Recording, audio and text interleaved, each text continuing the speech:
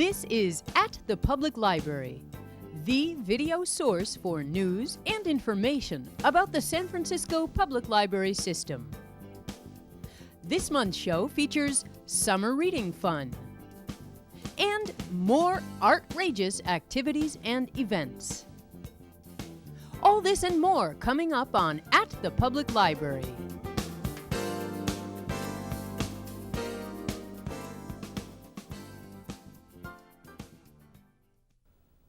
Hey kids, have fun this summer reading books and earning prizes at the San Francisco Public Library. Children 13 years and younger can sign up for the Children's Summer Reading Club, Reading What a Trip, at their neighborhood branch library, June 6th through August 8th. Sponsored by the Friends of the San Francisco Public Library, the Summer Reading Club is sure to be loads of fun with lots of great books, entertainment, and fantastic prizes. Here's how the program works. After signing up, kids check out any books they want. When they're finished reading or having books read to them if they don't read yet, they come back to the library and record the time they've spent reading. Prizes will be awarded for every 2 hours spent reading, and after 8 hours, readers get to choose from one of the following grand prizes: 2 entries to the California Academy of Sciences, 2 tickets to the Bay Area Discovery Museum, 2 admissions to the San Francisco Zoo, 2 tickets to a Giants baseball game, or a great brand new paperback book. Throughout the 8 weeks of the Summer Reading Club, the branches and the main library will host a variety of fun and entertaining programs with clowns, singers, dancers, storytellers, magicians, and more. So join the fun and sign up for Reading What a Trip this summer at the San Francisco Public Library. Many neighborhood branch libraries are hosting children's summer reading kickoff celebrations. Sign up for the Summer Reading Club and join the fun with Snapdragon Puppets at the Excelsior branch on Saturday, June 6th at 11 a.m. Also on June 6th, Magic Dan, Magician Extraordinaire, will present a special Summer Reading Club kickoff performance at the Golden Gate Valley branch at 3 p.m. The Bayview Anna E. Wadden branch library will host a summer reading kickoff party on Tuesday, June 9th at 3:30 p.m. And Jimbo the Clown will stop by the Glen Park branch on Wednesday, June 10th at 7 p.m. to help celebrate the kickoff of the Summer Reading Club. And on Thursday, June 11th at 3 p.m., the Ocean View branch will host a Summer Reading Club kickoff arts and crafts party with Charles Dabo. The main library Children's Center will celebrate the start of the Summer Reading Club with an exciting program by David Schwartz, author of How Much is a Million, on Saturday, June 6th at 2 p.m. Special children's summer reading programs and events will take place throughout the summer at the San Francisco Public Library. Call or stop by your neighborhood branch library for more information. Or check out the children's program schedule in the printed version of At the Public Library, published monthly by the Friends of the San Francisco Public Library and available at all San Francisco public libraries. Hi, I'm Rich Rodriguez of the San Francisco Giants. Today, I'm making a pitch for the Public Library's Summer Reading Program. When I'm not facing an opponent, I like to read a good book. History, novels, and science fiction are all my favorites, and they can be your favorites too. Go to your local library and join me in the Summer Reading Program. You can win some great prizes and go on some great adventures. Don't strike out.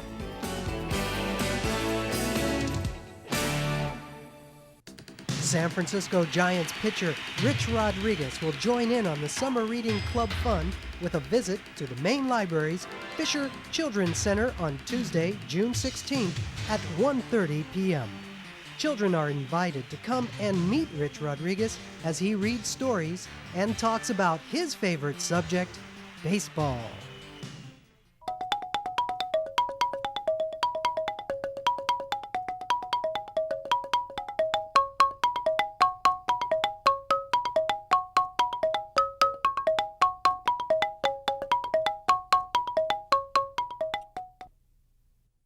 Hi, this is Mark Hall out at Mission Branch, and I'm here to give you some summer reading tips, summer reading ideas. At the beginning of the summer, I usually pull out some old favorites and try to reread them in order to give tips to kids coming in for our summer reading program. And they're always looking for a good book to read, and these are just a few books that I really like. John Christopher, When the Tripods Came. This is a prequel to a trilogy about aliens invading the Earth. In the trilogy, the aliens have already invaded the Earth, and they are. It takes 3 books for them to get the Earth back from the aliens. This is what they look like. They come in these tripods, and the aliens, like most aliens, don't like our atmosphere, so they have to stay in these tripods. And in the trilogy, this tells you how they got here and how they managed to take over the Earth. And the way they did that is when they first landed, they crashed near this farmhouse, and they took in a human, a farmer, and they dissected him. You don't find this out till later. But their ships then they sort of implode, and people think that the invasion threat is over, but it's not, because they have looked inside a human brain and learned how our brains work. And with that knowledge, they managed to start sending a transmission over the televisions and take over everybody's mind through a really sort of dippy television show that everybody loves to watch. So it's also kind of a good poke at television and watching too much television. And it's great science fiction.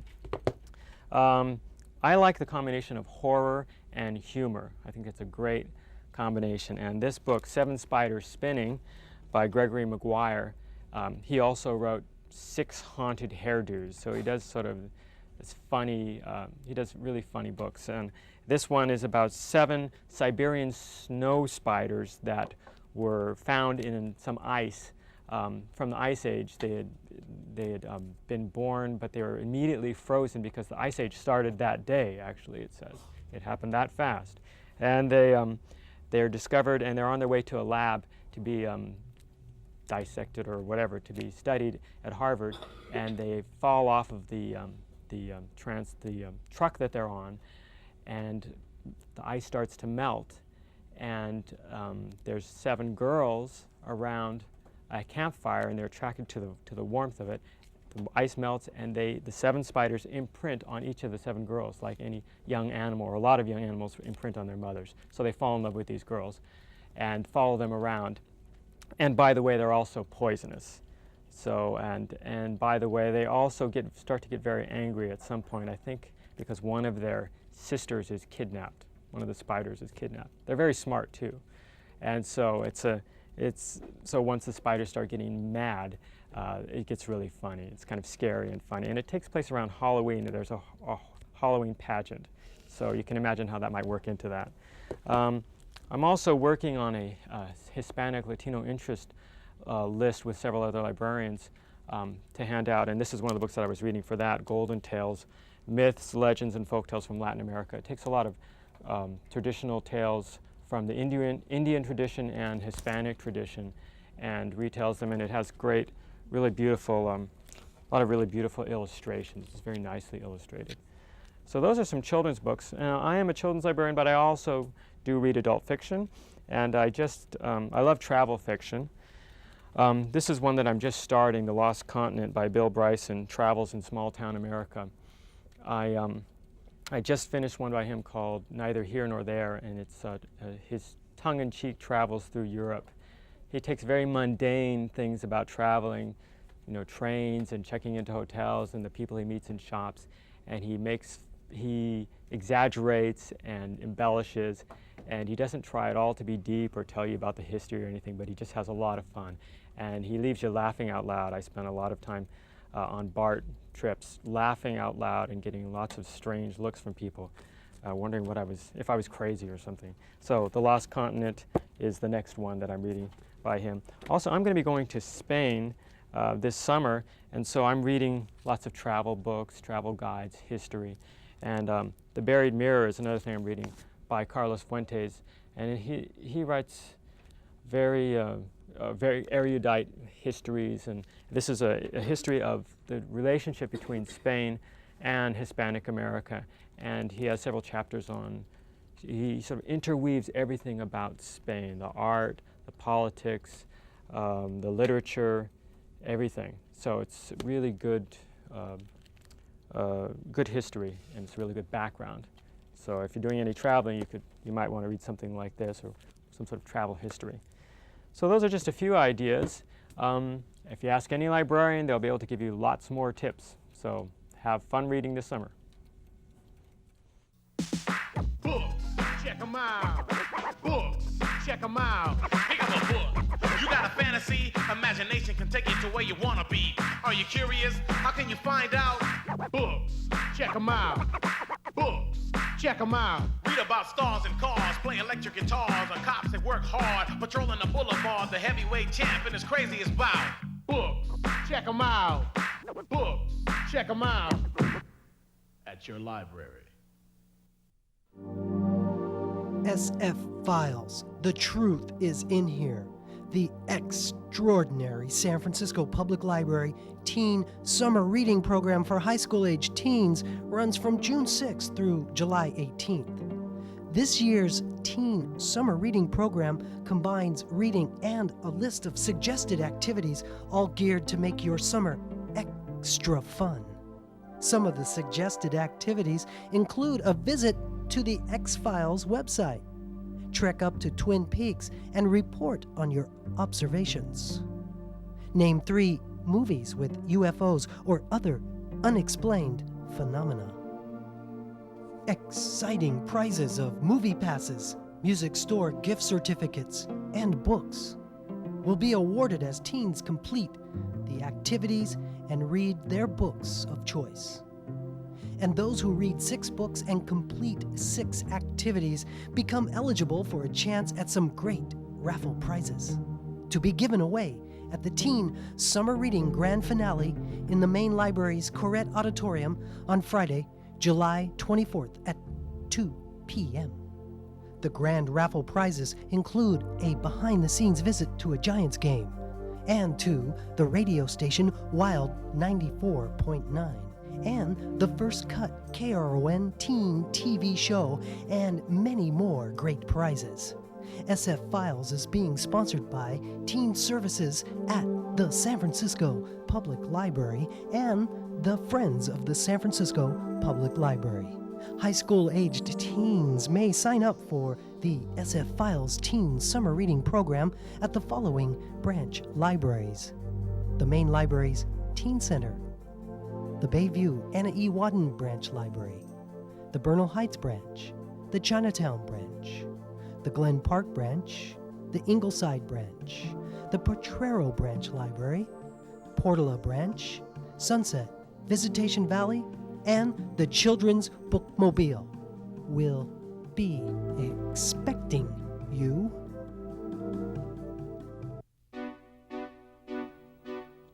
Breast cancer is front page news.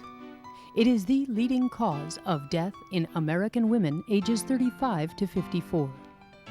Today, 2.6 million American women live with breast cancer, and 50,000 women will die of it this year alone. Outrageous.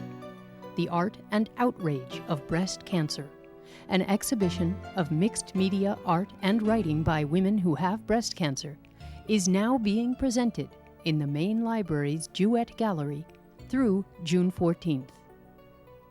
Outrageous kicked off with a press preview hosted by City Attorney Louise Renne in the main library. This exhibit of art and writing by women who have faced breast cancer is the largest ever of its kind on the West Coast. I think as you move on to see the exhibit, you'll find these works to be compelling and powerful statements by the women who have created them, testimony to their individual battles with breast cancer. Many people have contributed to making this exhibit the success that I think it will prove to be. And among them are Susan Claymon, coordinator of the exhibit,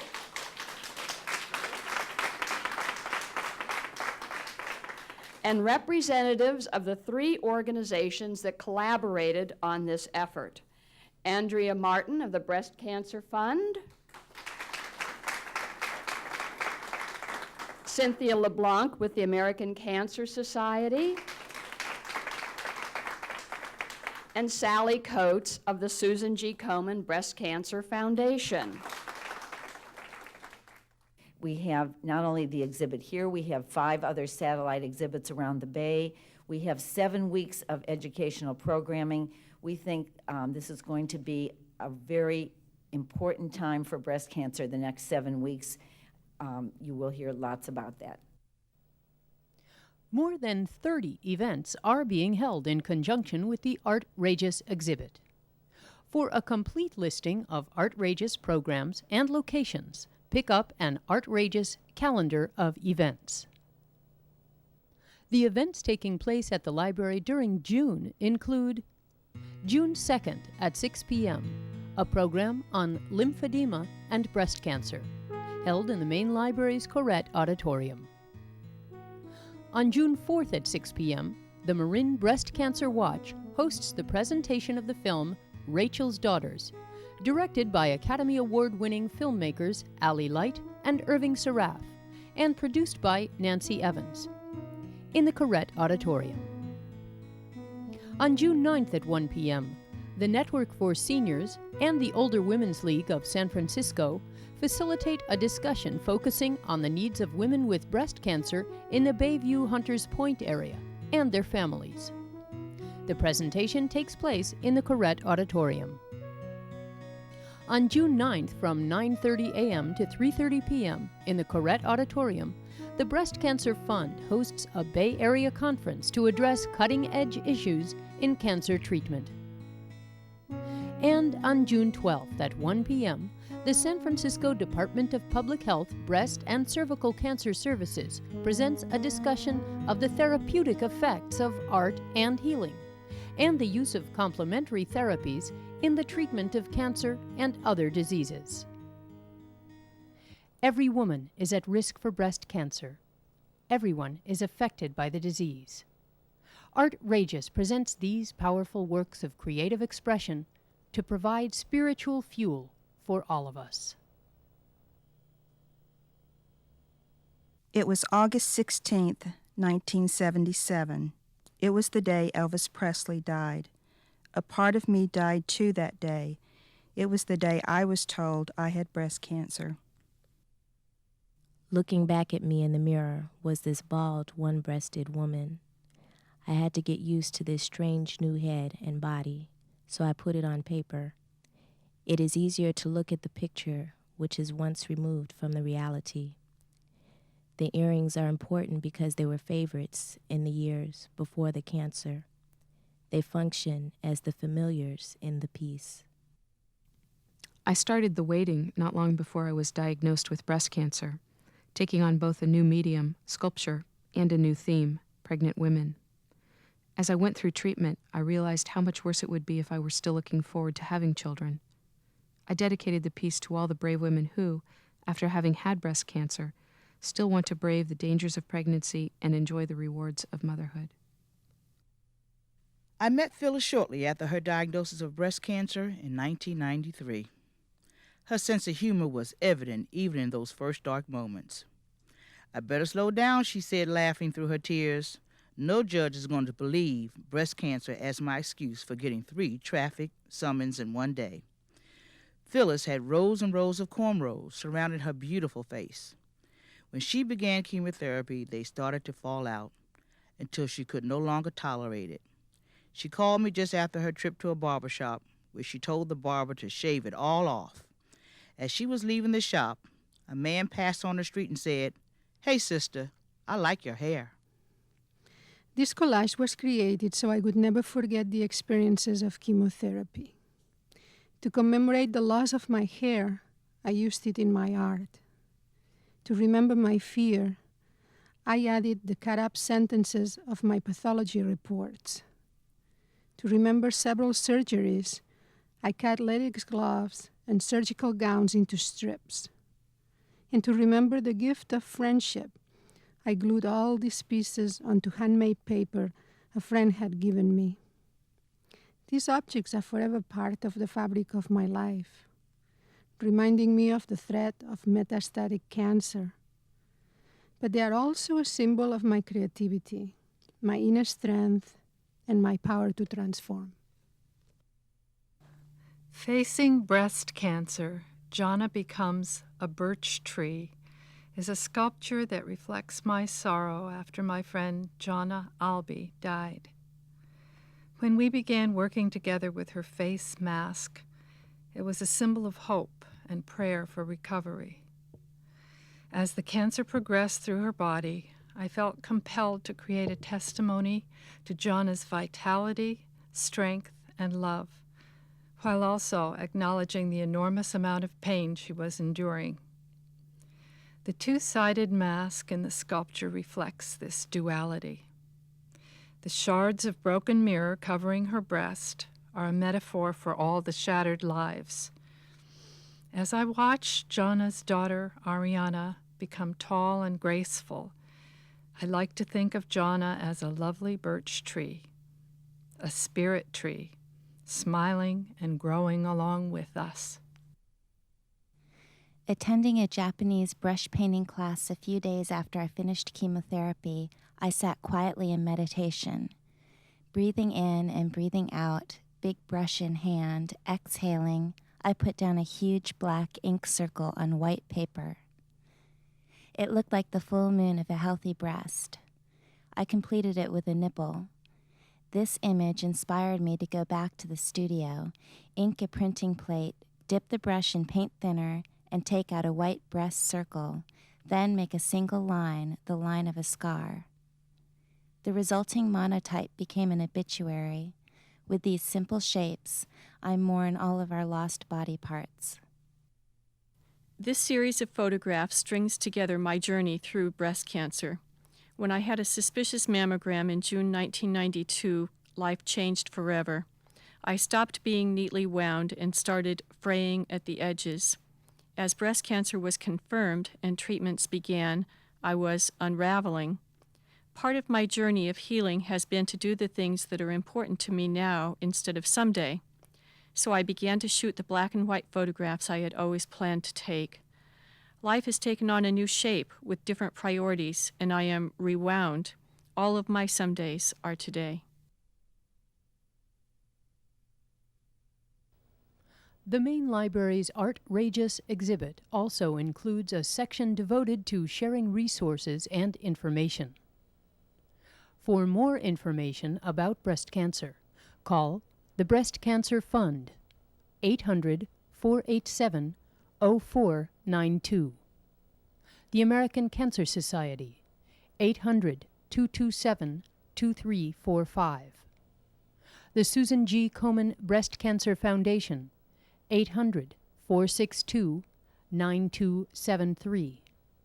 Or visit the Breast Cancer Fund online at www.breastcancerfund.org. A commemorative book with selected writings and color reproductions of the art, published by Chronicle Books, is on sale at the Artrageous exhibit, along with other Artrageous memorabilia.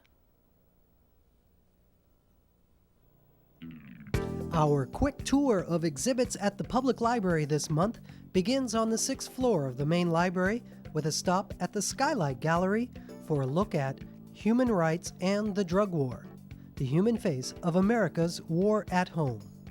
The exhibit, sponsored by the Family Council on Drug Awareness and Human Rights 95, was assembled in honor of the 50th anniversary of the United Nations Universal Declaration of Human Rights. The exhibit documents the human costs of the United States drug policies by showing the faces and telling the stories of nonviolent drug offenders. Photo portraits are augmented by prisoners' art, poetry, and personal writings. Charts, statistics, and policy analysis provide context.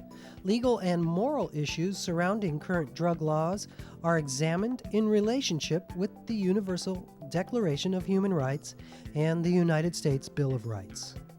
The Human Rights and the Drug War exhibit runs through June 19th. Also on the 6th floor, the Book Arts and Special Collections Center presents 20 years of books from the press of Peter and Donna Thomas, on display through June 28th. Peter and Donna Thomas are award-winning book artists specializing in miniature books and are internationally recognized for their research into the history of modern and ancient paper making.